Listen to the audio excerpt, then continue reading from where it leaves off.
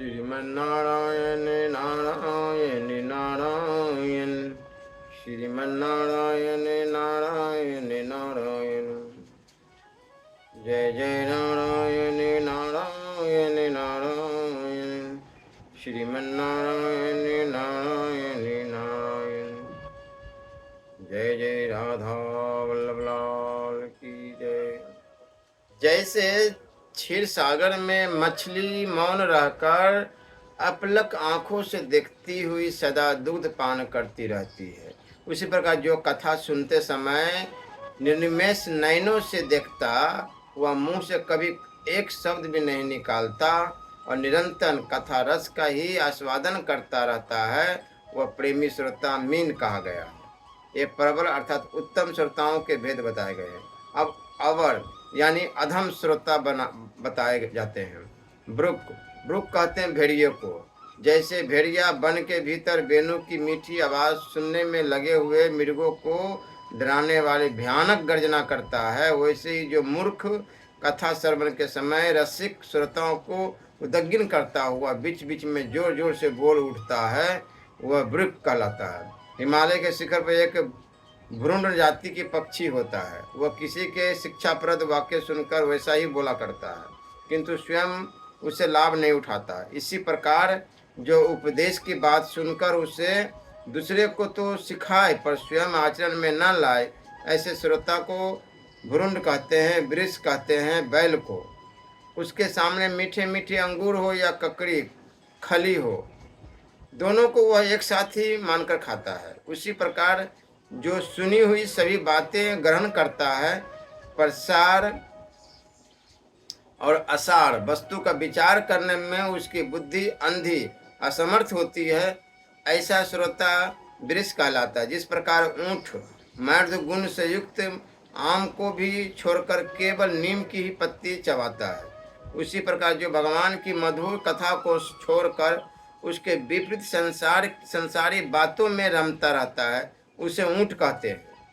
ये कुछ थोड़े से भेद यहाँ बताए गए हैं।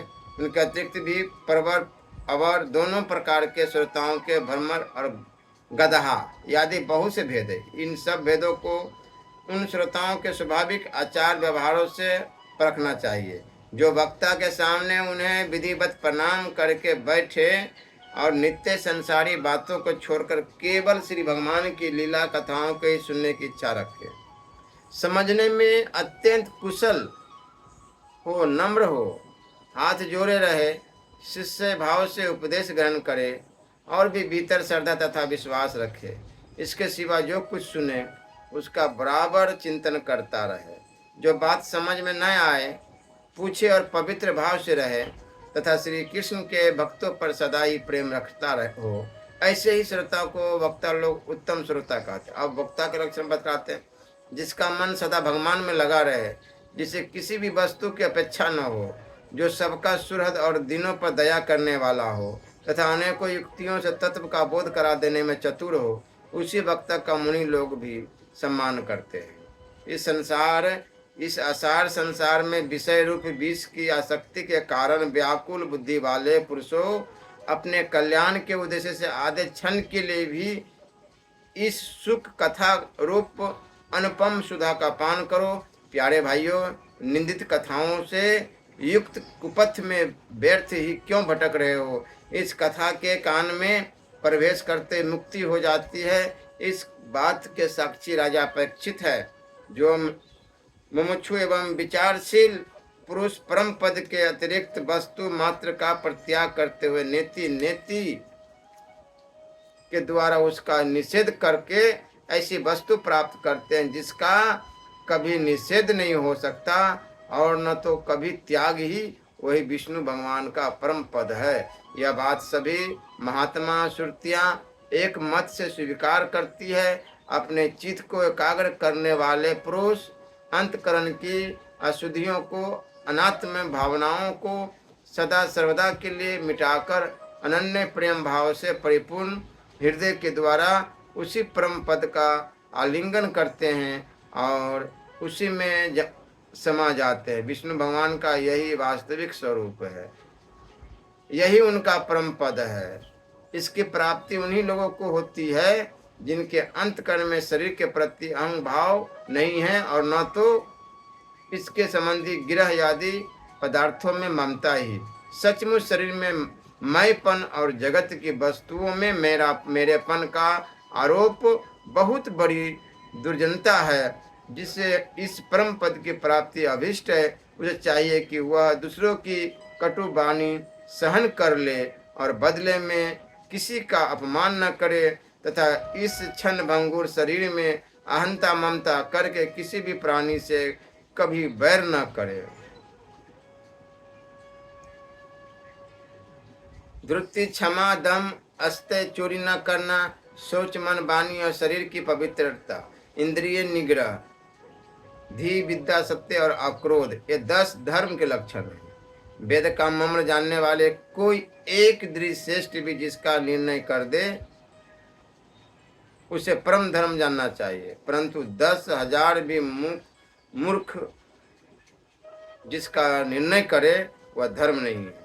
नष्ट हुआ धर्म ही मारता है और अच्छा किया हुआ धर्म ही रक्षा करता है। इसलिए नष्ट हुआ धर्म कहीं हमको ना मारे, यह विचार का धर्म का नाश नहीं करना चाहिए। हर समय भगवत स्मरण रहनी चाहिए। पापी अधर्मियों की शीघ्र ही बुरी गति होती है। यूँ समझकर पुरुष को चाहिए कि धर्म से दुख पाता हुआ भी अधर्म में मन न लगावे। अधर्मी पहले धर्म से बढ़ता है, फिर उससे अपना भला देखता है, फिर शत्रुओं को जीतता है और फिर जड़ सहित नष्ट हो जाता है। जिसका परिणाम करने का स्वभाव जो नित्य वृद्धों की सेवा करता है, उसकी आयु, विद्या, यश और बल ये चारों बढ़ते। माता पिता, बहन, भाई, पुत्र, स्त्री, बेटी और नौकर चाकर इनके साथ वाद विवाद कभी नहीं करनी चाहिए। अधिक भोजन करना आरोग्य, आयु, स्वर्ग और पुण्य का नाशक तथा लोक निंदित है, इसलिए उसे त्याग दे। ऐसी सत्य वचन बोले जो प्यारी लगे और जो सत्य तो हो किंतु प्यारी न लगे, ऐसी बात न कहे। और जो प्यारी बात झूठी हो उसे भी न कहे। यही सनातन धर्म है। पराधीनता में सब कुछ दुख रूप है और स्वाधीनता में सब सुख रूप है। यह संक्षेप से सुख दुख का लक्षण जानना चाहिए। जो मनुष्य मिट्टी के ढेले को मलता है, तुरंत तोड़ता है, नखों को चबाता है, चुगली खाता है और अपवित्र रहता है, वह शीघ्र नष्ट हो जाता है। मांस के लिए सम्मति देने वाला, काटने वाला, मारने वाला, खरीदने वाला, बेचने वाला, पकाने वाला, लाने वाला और खाने वाला, यह सभी घातक होते हैं। सब शुद्धियों में धन की पवित्रता ही श्रेष्ठ कही गई है, क्योंकि जो धन में शुद्ध है वही शुद्ध है। मिट्टी और जल की शुद्धि नहीं कही जाती। भाव यह है कि जो पराया धन नहीं हरता और न्याय से धनोपार्जन करता है वह शुद्ध है, और जो अन्याय से द्रव्य हरता है किंतु मिट्टी लगाकर स्नान करता है वह पवित्र नहीं है।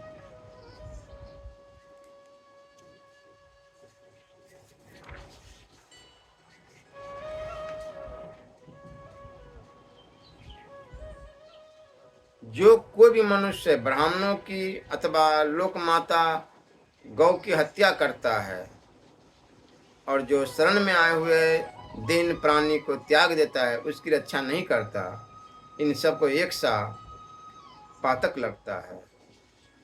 जो मनुष्य अपनी शरण में आए हुए भयभीत प्राणी को उसके शत्रु के हाथ में सौंप देता है, उसके देश में वर्षा काल में वर्षा नहीं होती, उसके बोए हुए बीज नहीं उगते और कभी संकट के समय वह जब अपनी रक्षा चाहता है तब उसकी रक्षा नहीं होती। उसकी संतान बचपन में ही मर जाती है।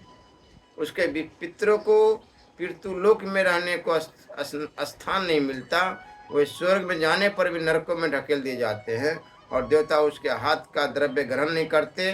उसका अन्न निष्फल होता है, वह स्वर्ग से तुरंत ही नीचे गिर पड़ता है और इंद्र यदि देवता उन पर वज्र का प्रहार करते हैं।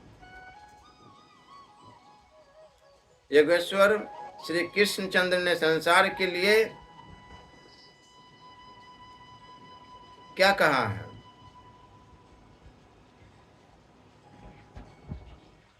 दुःखालम शाश्वतम, दुख ही इसमें निवास करते हैं। साथ ही यह आश्वासन है, यानी कि नाशवान है। संपूर्ण विश्व जल रहा है, दुख की दवागिन में निरंतर भस्म हो रहा है। यह संसार क्या हुआ जो हमें वो लपेटे नहीं दिख पड़ती। उल्लुक को सूर्य नहीं दिखते, अंधों को कुछ नहीं दिखता। अपने को बुद्धिमान मानने वाला मनुष्य यदि सचमुच ज्ञानवान होता, लेकिन वह तो अज्ञान के अंधकार में आनंद मानने वाला प्राणी बन गया है। उसके नेत्रों पर मोह की मोटी पट्टी बंधी है। कैसे देखे वह संसार को दग्ध करती हुई ज्वाला को। अविद्या, अस्मिता, राग, द्वेष और अभिनिवेश, ये 5 कलेश बतलाए महर्षि पतंजलि ने। अज्ञान, अहंकार, कुछ पदार्थों, प्राणियों, अवस्थाओं की ममता, उनकी कामना और उनसे राग तथा उनके विरोधी पदार्थों, प्राणियों, अवस्थाओं से द्वेष एवं शरीर को आत्मा मानना। कितने ऐसे प्राणी हैं जो एक इन कलेशों से मुक्त है। काम, क्रोध, लोभ, मोह की ज्वालाओं में जल रहा है। संसार तृष्णा, वासना, अशांति, बेचैनी का पार नहीं है। मंद, मत्सर, वैद, हिंसा चारों ओर दावानल धधक रहा है।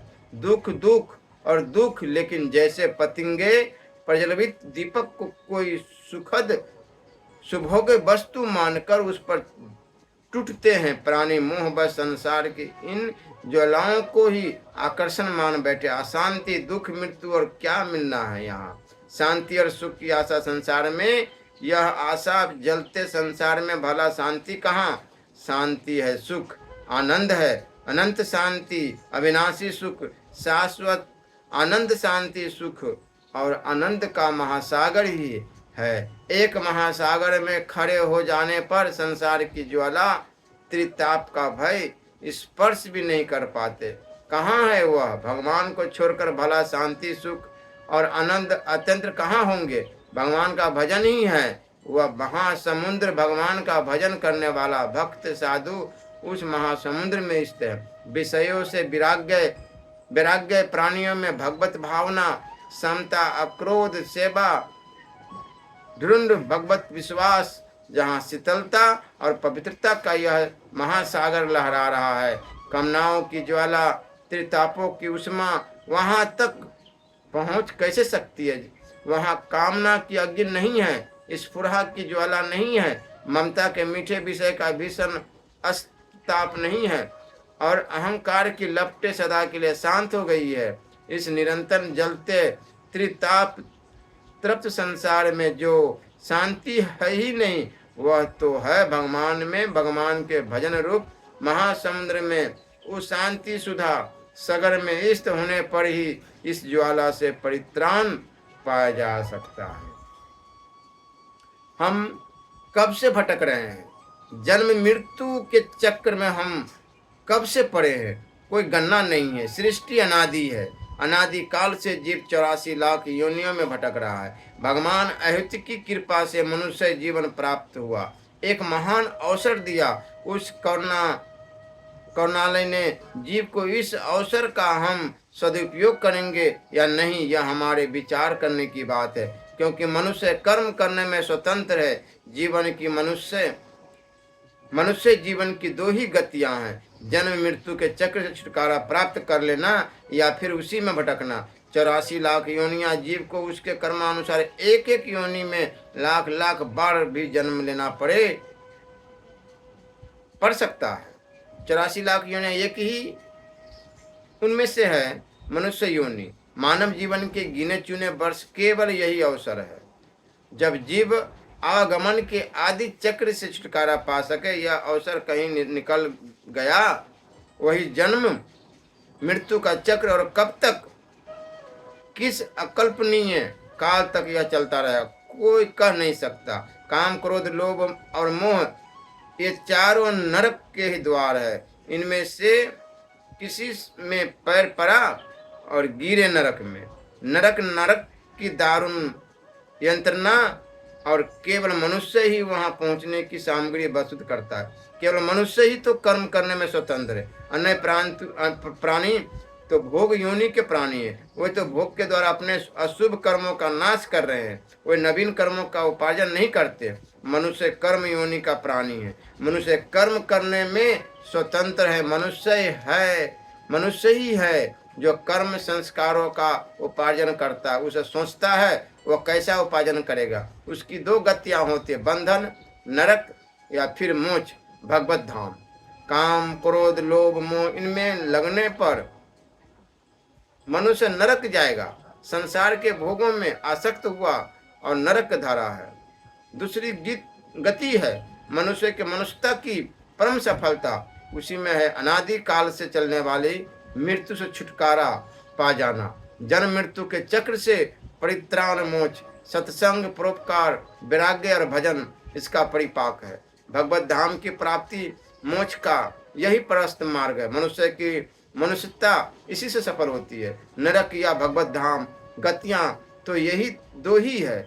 मनुष्य को यदि सचमुच नरक में नहीं पड़ना है तो उसे दुख से अत्यंत छुटकारा चाहिए। अखंड आनंद उसे अभीष्ट है तो उसे अपनाना है। सत्संग परोपकार वैराग्य भगवत भजन। मैं भगवान से आठों सिद्धियों से युक्त परम गति नहीं चाहता, और तो क्या मैं मोक्ष की भी कामना नहीं करता। मैं चाहता हूँ तो केवल यही कि मैं संपूर्ण प्राणियों के हृदय में स्थित हो जाऊं और उनका सारा दुख मैं ही सहन करूं, जिससे और किसी भी प्राणी को दुख न हो। यह दीन प्राणी जल पी करके जीना चाहता है था। जल दे देने से इसके जीवन की रक्षा हो गई। अब मेरी भूख प्यास की पीड़ा, शरीर की शिथिलता, दीनता ग्लानि शोक निषाद और मोह विषाद और मोह ये सब के सब जाते रहे। मैं सुखी हो गया। बोलो राधे राधे। जीवों के लिए मनुष्य शरीर का प्राप्त होना दुर्लभ है। यदि यह प्राप्त भी हो जाता है तो प्रतिक्षण मनुष्य का भय सिर पर सवार रहता है, क्योंकि यह क्षण भंगुर है। इसलिए अनिश्चित मनुष्य जीवन में भगवान के प्यारे और उनको प्यार करने वाले भक्तजनों का संतों का दर्शन तो और भी दुर्लभ है। जैसे ज्ञान विज्ञान के बिना मोक्ष नहीं हो सकता, उसी प्रकार सद्गुरु से संबंध हुए बिना ज्ञान की प्राप्ति नहीं हो सकती। गुरु इस संसार सागर से पार उतारने वाले हैं और उनका दिया हुआ ज्ञान नौका का समान बताया गया है। मनुष्य उस ज्ञान को पाकर भव सागर से पार और कृतकृत्य हो जाता है। फिर उसे नौका और नाविक दोनों की ही अपेक्षा नहीं रहती। जिस प्रकार अंधकार से व्याप्त हुआ घर दीपक के प्रकाश से स्पष्ट दिख पड़ता है, उसी तरह बुद्धि रूपी दीपक की सहायता से अज्ञान से आवृत आत्मा का साक्षात्कार हो सकता है। उन्हें आह्लादित करते हैं तथा जो परोपकार के लिए स्वयं कष्ट उठाते हैं वही पुण्यात्मा है। संसार में वही संत है जो दूसरों के दुखों का नाश करते हैं तथा पीड़ित जीवों की पीड़ा दूर करने के लिए जिन्होंने अपने प्राणों को तिनके के समान निछावर कर दिया है। जो मनुष्य सदा दूसरों की भलाई के लिए उद्यत रहते हैं, उन्होंने ही इस पृथ्वी को धारण कर रखा है, जहाँ सदा अपने मन को ही सुख मिलता है। वह स्वर्ग भी नरक के समान है। अतः साधु पुरुष सदा दूसरों के सुख से ही सुखी होते हैं। यहाँ नरक में गिरना अच्छा, प्राणों से वियोग हो जाना भी अच्छा, किंतु पीड़ित जीवों की पीड़ा दूर किए बिना एक क्षण भी सुख भोगना अच्छा नहीं है। माता पार्वती सुख और दुख को देने वाला न तो अपना आत्मा है और न कोई दूसरा। जो अज्ञानी है वही अपने को अथवा दूसरे को सुख दुख का कर्ता माना करते हैं। यह जगत सत्व रज और गुणों का स्वाभाविक प्रवाह है। इसमें क्या शाप, क्या अनुग्रह, क्या स्वर्ग, क्या नरक और क्या सुख, क्या दुख, एकमात्र परिपूर्णतम भगवान ही बिना किसी की सहायता के अपनी आत्म स्वरूपिणी माया के द्वारा समस्त प्राणियों की तथा उनके बंधन मोक्ष और सुख दुख की रचना करते हैं। भगवान श्री हरि सब में सम और माया आदि मल से रहित है। उनका कोई प्रिय अप्रिय जाति बंधु अपना पराया नहीं है। जब उनका सुख में राग ही नहीं है, तब उनमें राग जन्य क्रोध हो ही कैसे सकता है। तथापि उनकी माया शक्ति के कार्य पाप और पुण्य ही प्राणियों के सुख दुख, हित अहित, बंध मोच, मृत्यु, जन्म और आवागमन के कारण है। हम खुद ही सबके मालिक हैं। हम जैसे कर्म करते हैं वैसे ही हम पाते हैं। इस पाप रूप संसार में सर्वथा रहित प्रभु यह भूमि अत्यंत पवित्र कर्म भूमि है। इसमें मनुष्य का जन्म होना अत्यंत दुर्लभ है। मनुष्य जीवन इतना पूर्ण है कि उसमें भजन के लिए कोई भी असुविधा नहीं है। अपने परम सौभाग्य और भगवान की अहित की कृपा से उसे अपना अनायास ही प्राप्त करके भी जो अपनी मति गति असत संसार में ही लगा देते हैं और तुच्छ विषय सुख के लिए ही सारा प्रयत्न करते हुए घर गृहस्थी के अंधेरे कुएं में पड़े रहते हैं, भगवान के चरण कमलों की उपासना नहीं करते, भजन नहीं करते, वे तो ठीक उसी पशु के समान है जो तुच्छ तृण के लोभ से तुरना क्षण कुएं में गिर जाता है। भगवान मैं राजा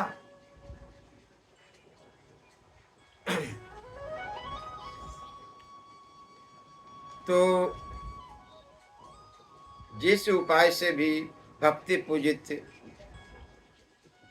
भगवान कहते हैं कि अर्जुन के रथ की रक्षा में सावधान जिन श्री कृष्ण के बाएं हाथ में घोड़ों की रास थी और दाहिने हाथ में चाबुक, इन दोनों की शोभा से उस समय जिनकी अपूर्व छवि बन गई थी तथा महाभारत युद्ध में मरने वाले वीर जिनकी इस छवि का दर्शन करते रहने के कारण सारूप्य मोक्ष को प्राप्त हो गए, उन्हीं पार्थ सारथी भगवान श्री कृष्ण में मुझ मरणासन की परम प्रीति हो।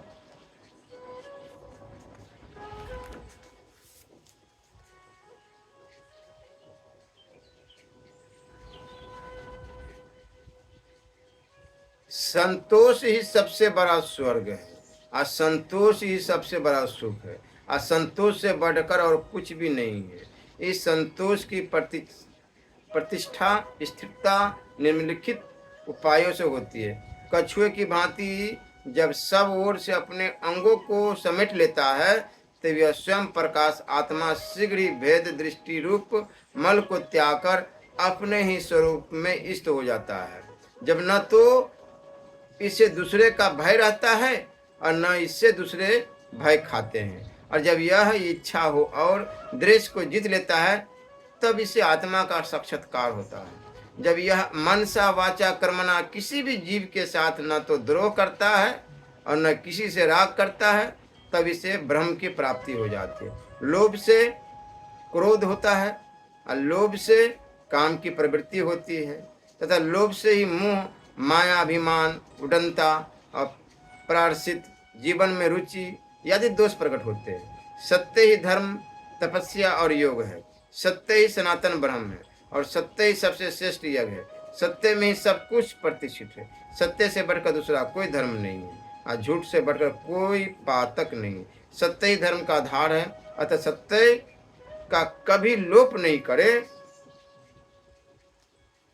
ब्रह्म हत्या करने वाला, मदिरा पीने वाला, चोर और व्रत का भंग करने वाला, इनका प्रायश्चित शास्त्र में कहा है, परंतु कृत धन का प्रायश्चित शास्त्र में नहीं कहा। जो मित्रों के साथ द्रोह करने वाले कृत धनी और मनुष्य में अधम तथा क्रूर है, ऐसे लोगों को नर मांस भक्षी पशु तथा कीड़े भी नहीं खाते। धर्माचरण करने में दूसरे की सहायता की आवश्यकता नहीं है। मनुष्य अकेला ही केवल वैदिक विधिकार से लेकर धर्माचरण करे, उसमें सहायक क्या करेगा। धर्म मनुष्य का मूल है। धर्म ही स्वर्ग में देवताओं को अमर बनाने वाला अमृत है। धर्म का अनुष्ठान करने से मनुष्य मरने के अनंतर नित्य सुख भोगते हैं। परंपरागत सदाचार, स्मृति और वेद, ये तीनों धर्म के स्वरूप का बोध कराने वाले विधान पुरुषों ने प्रयोजन अथवा फल को भी धर्म का चौथा लक्षण माना, अर्थात जिसका उद्देश्य एवं परिणाम शुभ है वह धर्म है। जो किसी का कुछ भी अनिष्ट नहीं करता उसे न दुष्टों से भय है, न चोरों से और न राजा से ही वह परम पवित्र एवं निर्भय होकर रहता है। जो स्वयं जीवित रहना चाहता है वो दूसरों की हिंसा क्यों करावे? मनुष्य अपने लिए जिस जिस बात की इच्छा करे वही दूसरों को भी प्राप्त हो, यह सोचता रहे। जो बर्ताव अपने को प्रिय जान पड़ता है वही सब यदि दूसरों को भी प्रति किया जाए तो उसे मनीषी पुरुष धर्म मानते हैं। संक्षेप में धर्म अधर्म को पहचानने का यही लक्षण समझो। जो मनुष्य जगत में संपूर्ण जीवों को अभय दान देता है वह समस्त योगों का अनुष्ठान कर लेता है और उसे भी सब ओर से अभय दान प्राप्त हो जाता है। जैसे घर में रहने वाले सांप से सब लोग डरते हैं, उसी प्रकार जिस मनुष्य से सब लोग उद्विग्न रहते हो वह इस लोक और परलोक में किसी भी धर्म का फल नहीं पाता। जो अपना कल्याण चाहता है उसे किसी से द्रोह नहीं करना चाहिए, क्योंकि जीव कर्म के अधीन हो गया है और जो किसी से भी द्रोह करेगा उसको इस जीवन में शत्रु से और जीवन के बाद परलोक में भयभीत होना ही पड़ेगा। अवश्य ही आज मेरे सामने अशुभ नष्ट हो गए हैं। आज मेरा जन्म सफल हो गया, क्योंकि आज मैं भगवान के उन चरण कमलों में साक्षात नमस्कार करूंगा जो बड़े बड़े योगी यतियों के भी केवल ध्यान के ही विषय है। गुण कर्म और जन्म की लीलाओं से युक्त होकर वाणी उनका गान करती है, तब उस गान से संसार में जीवन की स्फूर्ति होने लगती है, शोभा का संचार हो जाता है, सारी अपवित्रताएं धुलकर पवित्रता का साम्राज्य छा जाता है। परंतु जिस वाणी से उनके गुण लीला और जन्म की कथाएं नहीं गाई जाती वह तो मुर्दे की ही शोभित करने वाली है, होने पर भी नहीं के समान व्यर्थ है। इसमें संदेह नहीं कि आज मैं अवश्य ही उन्हें देखूंगा। बड़े बड़े संतों और लोकपालों भी एकमात्र आश्रय सबके परम गुरु है। उनका रूप सौंदर्य तीनों लोगों के मन को मोह लेने वाला है। नेत्र वाले उनके लिए वह आनंद और रस की चरम सीमा है। इसलिए स्वयं लक्ष्मी जी भी जो सौंदर्य के अधीश्वरी है उन्हें पाने के लिए ललकती रहती है। हाँ, तो मैं उन्हें अवश्य देखूंगा, क्योंकि आज मेरा मंगल प्रभात है। आज मुझे प्राप्त काल से ही अच्छे अच्छे शकुन दिख रहे हैं।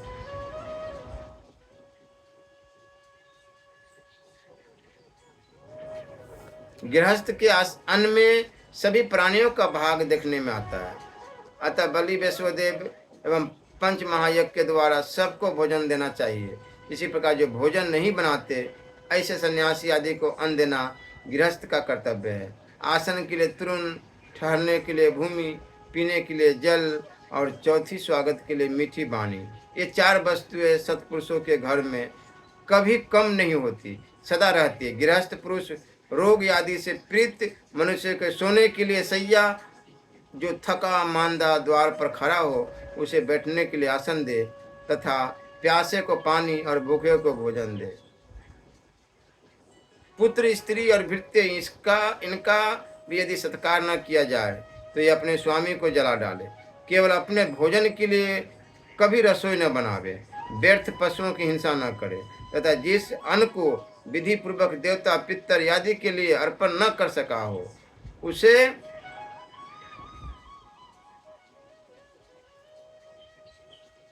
गृहस्थ पुरुष स्वयं भी भोजन न करे। जो क्रोध करने वाले पर क्रोध नहीं करता वह अपने को और दूसरे को भी महान भय से बचा लेता है। ऐसा पुरुष दोनों के रोग का चिकित्सक है। साधु पुरुष इस संसार में क्रोध को जीतने की ही प्रशंसा करते हैं। क्षमावान साधु के लिए यहाँ नित्य विजय है, यह संतों का मत है।